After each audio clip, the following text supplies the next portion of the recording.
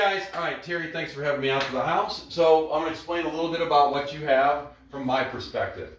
This is what's called a cast-in-place foundation, poured concrete, and we're at the front of the house. And the front of the house acts like a dam in the sense that it sets up proud, and then we have a lot of earth that goes around the house, and then the landscape changes to the back. So there's a lot of pressure that's put on the front of the house just by sheer where the house is sitting.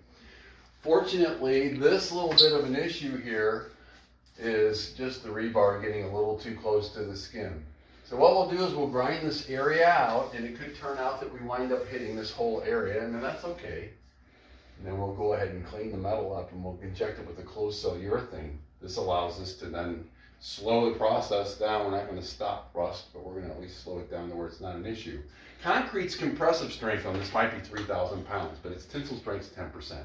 So 300 pounds is all it takes to crack the wall, and 36 gallons represents that. So it's real important that water get taken away. So when these houses were built, they weren't built with systems in it. This house was built in 1973.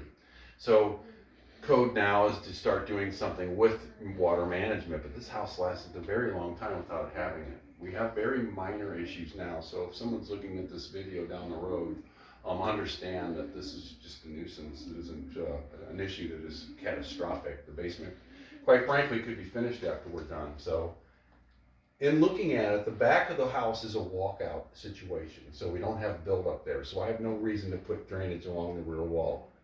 It can happen, and has happened, just like they leak on garage walls. We're going to get to something about that in a minute. So we want to drop water table everywhere we can. The other issue that we have is that they put the ductwork in the ground, and we don't do that anymore. But again, these were things that were done during the building of this house. Doesn't make it wrong. But by putting this system in, we're going to do a closed cell injection around that. But our goal is to drop the water table enough to where we don't have it belching in.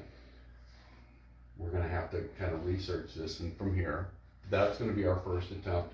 Next would be to open the whole area up, take the ductwork out, and take a look inside. But we'll baby step towards that. I think that's a bit major for us right now. Fortunately, the homeowner is an electrician, so I don't have to put the outlet in for you, so I'm grateful for that. Now, but what I do need for prep is I need to be able to get to the walls real nice, so the bench will need to be moved out. Okay. This will need to be moved out. Correct. Okay. And then we'll make our way around, and the system will make it all the way over to the corner. So we're going to be looking at a 78-foot system, and there'll be a proper drawing of this, but we're going to go ahead and go around the front, do that rebar fix. That's where the venting is, going underneath the crawl. We're going to put the pump in this area where there's an outlet, actually.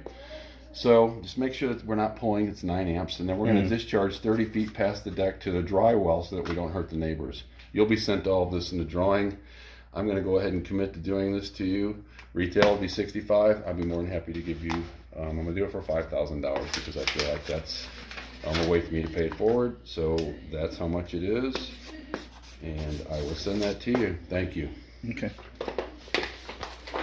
It kind of hits you, and believe me, I would charge plenty more, but